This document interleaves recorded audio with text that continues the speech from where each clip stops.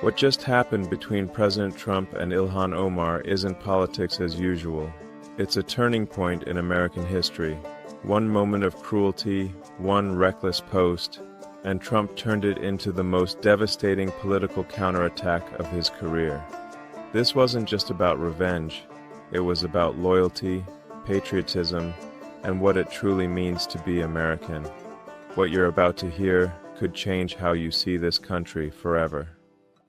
You know, I've been watching politics for decades, and I can tell you this with absolute certainty. What recently happened between President Trump and Congresswoman Ilhan Omar isn't just another political spat that'll fade away in a week. This is the kind of moment that fundamentally shifts the entire game board. And I'll be honest with you, most Americans have no idea what they're actually witnessing here. We're looking at something that could reshape how we think about loyalty, citizenship, and what it truly means to be American, and the implications they're staggering. Now, let me remind you quickly on how this all started. For the ones who missed it, Omar decided to take a completely different path. Instead of showing basic human decency, she chose to mock Kirk's death publicly, openly ridiculing a man's death while his family was still grieving. While his children were asking where their father was, Omar was posting cruel memes for the world to see. Now, I've seen a lot of political rhetoric in my time, but this hit different. This wasn't about policy disagreements or partisan battles. This crossed into something much darker. Americans from all walks of life, Democrats, Republicans, independents, people who barely follow politics. They all had the same visceral reaction. There are lines you simply don't cross, and death used to be one of them. Even bitter political enemies once understood this basic principle of human decency. The reaction was swift, and it was overwhelming. Social media exploded with one message that cut across party lines, people calling for Omar's deportation. And here's what made this different from typical political controversies. It wasn't just conservatives angry at liberals, or Republicans mad at Democrats. This was Americans across the political spectrum saying, no, you don't celebrate death. You don't kick a man's legacy while his family mourns. But here's where Trump's political genius comes into play. Most politicians would have issued a standard condemnation, maybe called for an apology and moved on. But Trump, he saw something bigger. He understood that Omar had just handed him the perfect opportunity to reframe an entire debate about American values. And he took it, and just when emotions were boiling, Trump stepped in. When Trump responded, he didn't just defend conservatives or attack Omar's character, number. He did something far more strategic and devastating. He flipped the entire script by pointing directly at Somalia, Omar's country of origin, and laying out the stark contrast between that failed state and America. He talked about the poverty, the corruption, the decades of civil war, the fact that the vast majority of Somalia's population lives in extreme conditions that most Americans can't even imagine. But here's the masterstroke. Trump then asked the question that changed everything. How can someone from a failed state lecture Americans about how to run America? Suddenly, it wasn't about Trump defending conservatives anymore. It was about Omar trying to explain why she, of all people, had the moral authority to scold this nation. Now, I want you to understand what Trump did here from a strategic standpoint, because it's brilliant. He took Omar's cruelty toward a dead American and used it as a launching pad to discuss something much bigger, the question of loyalty and belonging. When Trump mentioned in one of his recent interviews that he would meet with Somalia as president and suggest they might want to take Omar back, he was only told, "I don't want her." He wasn't just making a joke. He was making a point about ingratitude, about someone who came here for opportunities and then spent her time attacking the very country that gave her those opportunities. But this wasn't just about words. It opened the door to something far bigger. Most people don't realize what Trump actually accomplished with his response. And this is where it gets fascinating from a political science perspective. By bringing up those long, circulating allegations about Omar's past, the questions about her marriage, the immigration fraud, rumors that had been floating around for years. Trump forced something into the mainstream that the media had tried to bury. Now, I'm not here to relitigate those allegations, but here's what's important to understand. Trump dragged a conversation that had been whispered about in Washington circles right into the spotlight where millions of Americans could see it. For years, these questions had been dismissed as conspiracy theories. But when the President of the United States puts them on Truth Social for everyone to read, suddenly they can't be ignored anymore. And here's what most Americans didn't know. Omar's confident declaration that you cannot deport an American citizen wasn't entirely accurate. Now, she's technically right that it's extremely rare, but there's something called denaturalization that can strip citizenship from people who lied on their applications, committed marriage fraud, or concealed key facts during the immigration process. If someone commits treason, terrorism, or certain high crimes, they can lose their citizenship too. For those of you who lived through the Cold War, this might remind you of something. Do you remember when loyalty tests were part of American life? When questions about allegiance to this country weren't considered controversial, but necessary? There was an understanding then that citizenship came with responsibilities, not just rights. And I think that memory buried deep in the American consciousness is part of why Trump's message resonated so powerfully with older Americans. Suddenly, Omar wasn't untouchable anymore. She was forced into defense mode. The optics were devastating for Omar when she appeared on CNN with Kaylin Collins. She looked nothing like the confident progressive firebrand her supporters were used to seeing. Instead, she appeared nervous, defensive, almost panicked when Collins pressed her about that Frankenstein post. Omar tried to deflect by saying she didn't have to agree with every word in something she shared. Here's the problem with that defense. The Frankenstein comparison wasn't buried in fine print somewhere. It was the entire point of the post she chose to share. Then came the moment that really showed her desperation.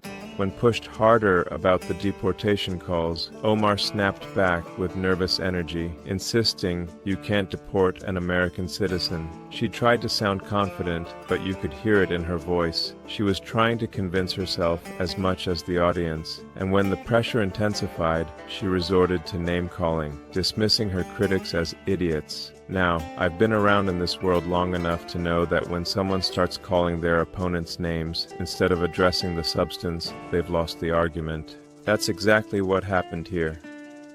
If there's one thing Americans can smell, it's fear. What made this even more telling was the silence from Omar's usual allies. When Alexandria Ocasio-Cortez or Bernie Sanders get attacked, you typically see statements of support, fundraising, appeals, rallies. The whole progressive machine springs into action. But with Omar, cricket sounds. Her Democratic colleagues went quiet. Donors started hesitating, and whispers about primary challenges began floating around progressive circles. That's how you know the walls are closing in, when your own party stops defending you and starts treating you as a liability instead of an asset.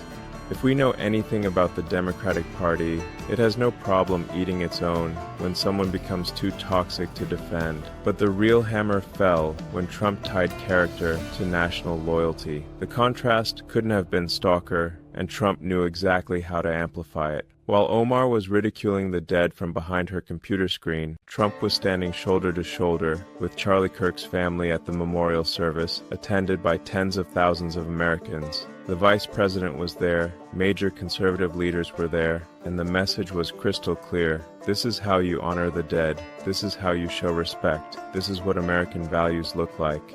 Against that backdrop, Omar's cruel comments looked even more grotesque. Here you had families grieving, leaders showing respect, Americans coming together in a moment of loss, and Omar was tweeting memes comparing the deceased to a monster. The visual contrast alone was worth 1,000 political advertisements, but it got worse for Omar. Security had to deal with an armed individual who showed up near the memorial, someone impersonating law enforcement. Think about that for a moment. Families are trying to mourn, people are paying their respects, and someone shows up with weapons in what could have been an incredibly dangerous situation.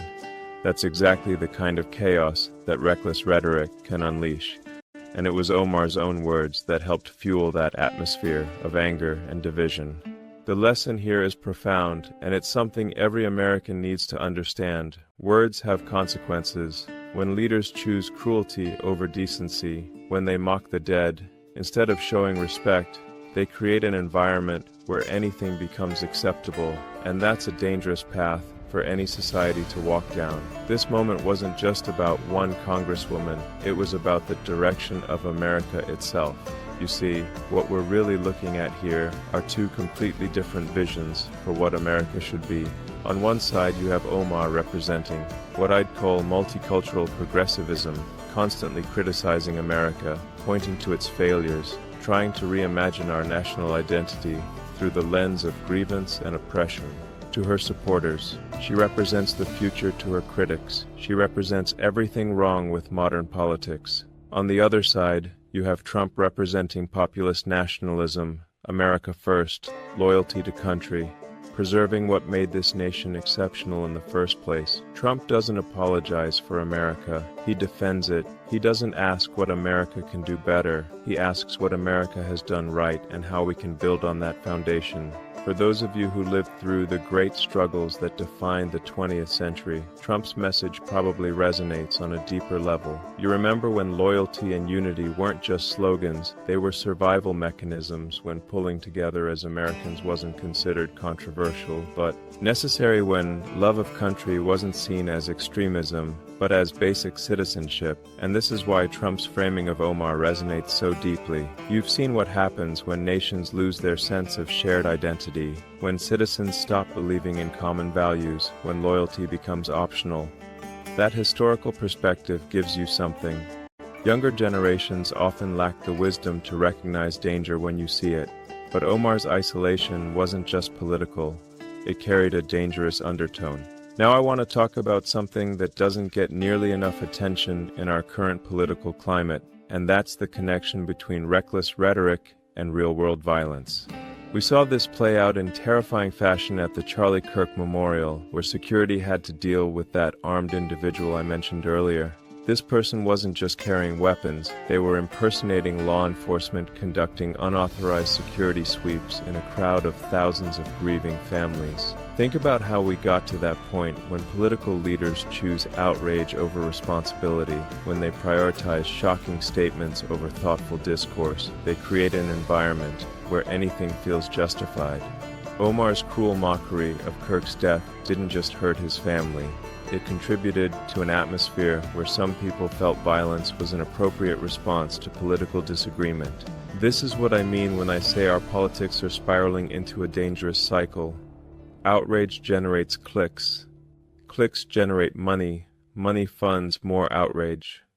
Politicians compete to say the most shocking thing possible because controversy translates to attention, and attention translates to political power. But where does this road end? We're seeing glimpses of the answer, and it's not pretty. The difference between free speech and responsible speech is something every leader needs to understand. Yes, Omar has the right to say whatever she wants, regardless of how ignorant or cruel it might be. But leaders are supposed to know when not to exercise that right. They're supposed to put country above petty point-scoring unity, above division, decency above politics. This is where Trump showed real leadership, and it's something that gets overlooked in all the noise by standing with Kirk's family, by reframing the debate around loyalty and decency. By reminding Americans of values we used to share, Trump demonstrated what responsible leadership actually looks like. It's not about having the freedom to say anything. It's about having the wisdom to say the right thing at the right time. And that brings us to the bigger question: what does this moment mean for the future? Here's something I've learned from decades of observing human behavior. Character scandals last far longer than policy scandals. You can survive a bad vote on some spending bill. You can spin a controversial position on taxes or regulations. But when the public decides you lack basic human decency, when they see you as someone who celebrates death instead of showing respect, there's no coming back from that. Every opponent Omar faces from here on out is going to bring this up. Every debate, every campaign ad, every fundraising appeal, they're all going to reference the moment she mocked a dead man while his children were grieving. That's not a political liability, that's a career-ending anchor around her neck. But Trump understood something even deeper than that. He recognized that Omar's cruelty gave him an opportunity to shift the entire national conversation from, should she apologize to, should she even be here in the first place?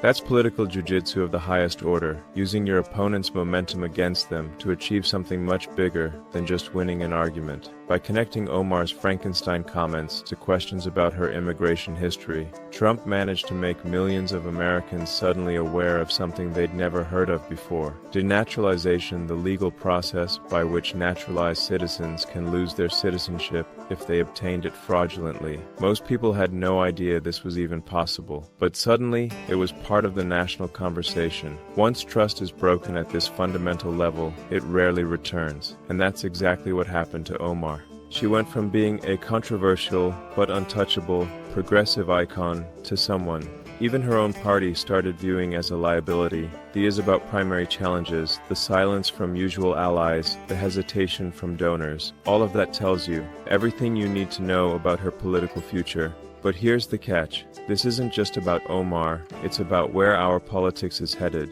We're at a crossroads as a nation, and the choice we make will determine what kind of country we leave to our children and grandchildren. Do we reward politicians who choose cruelty over decency? Do we normalize the mockery of death and the celebration of division, or do we demand something better from our leaders? Do we insist that with great power comes great responsibility, that representing the American people means embodying American values? This is where your generation has a crucial role to play. You remember what this country was like when leaders understood the weight of their words, when public service meant serving something bigger than yourself.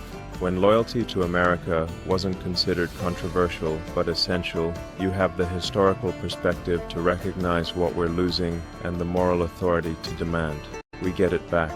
The danger isn't just that we have politicians like Omar who mock the dead, it's that we might be creating a system where such behavior becomes normal, where outrage is rewarded over decency, where division is more profitable than unity. That's a recipe for the kind of societal breakdown you've witnessed in other countries, the kind of collapse that happens when shared values disappear and common purpose evaporates. Look at what happened during the memorial service itself. Tens of thousands of Americans came together to honor one man's life, to comfort his family, to demonstrate that decency still matters in this country. President Trump and Vice President Vance were there, not because it was politically necessary, but because it was morally right. That's the America you remember, isn't it? The America where we came together in times of loss, where we honored our dead, regardless of political differences. The contrast with Omar couldn't have been starker. While thousands gathered to show respect, she was at home posting cruel memes. While leaders demonstrated what American values look like in practice, she was demonstrating what happens when those values are abandoned. The choice between these two approaches isn't really about politics, it's about the kind of society we want to be. But there's reason for hope in this story, and it comes from an unexpected source, the American people themselves. When Omar crossed that line of basic decency, Americans from across the political spectrum rejected her behavior. It wasn't just Republicans being partisan, it was Democrats, independents, and people who usually ignore politics entirely, all saying the same thing. This is not who we are. This is not what we accept. That gives me tremendous optimism about our future. It tells me that despite all the division and anger in our politics, Americans still share certain fundamental values. We still believe in respecting the dead, comforting the grieving, and maintaining basic human decency, even in the heat of political battle.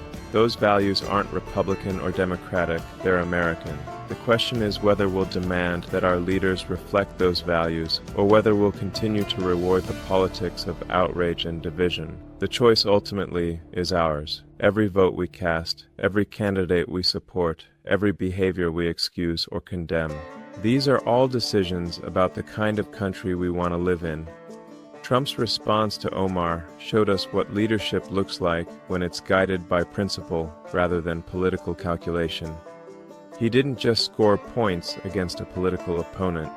He reminded Americans of who we used to be and who we can be. Again, he stood with the grieving, honored the dead, and defended the values that made this country great in the first place. Omar's downfall, on the other hand, showed us what happens when leaders abandon those values in pursuit of clicks and controversy. That's a lesson every politician should learn, but more importantly, it's a lesson every voter should remember, and that's why this clash between Trump and Omar matters more than people realize. This was about a defining moment that revealed something important about where we are as a country and where we're headed.